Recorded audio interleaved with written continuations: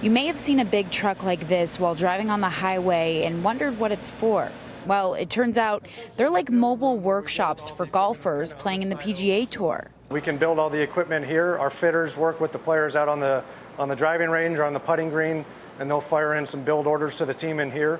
We got an inside look at the Callaway truck to see what types of things they're working on.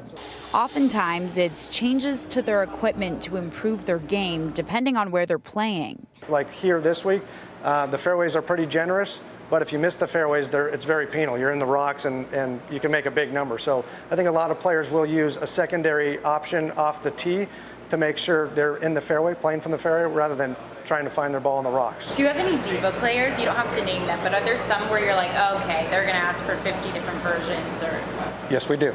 Yes, we do. Aside from building equipment for players and making sure they're up to par, they also focus on repairs. Oftentimes, players' equipment gets damaged while flying to their next location. Or they just broke because they were slammed on the floor after a bad round. And there's been situations over the years where a player has broken his putter Friday of the Masters. I won't say his name because he did it out of anger. We told him not to do that, but it happens. Guys get frustrated. We understand.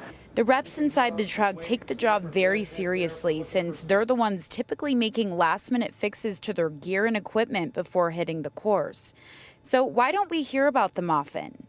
That's because they're gone before the actual tournament begins. It happens fairly often. If it happens during the practice round days, which are the days we're here on site, obviously we can fix that really quickly on site. If it happens during the tournament rounds, we're not on site because we're traveling to the next event. These guys travel to nearly every PGA Tour and only stay a few days in each host city before they're on to the next.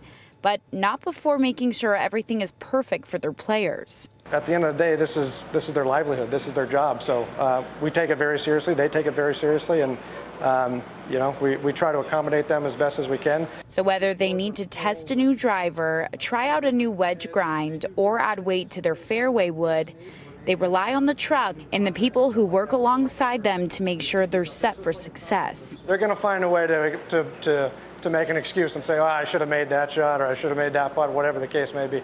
Golfers make excuses, but we're here to try to give them less excuses to make.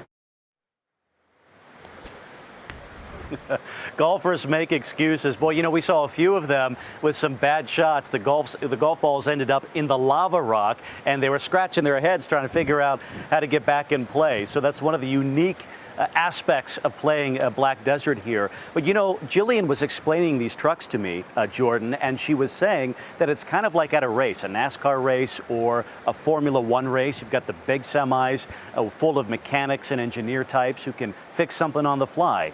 The competition is that intense here as well. Those golfers want the best, and they want to make sure everything is squared away.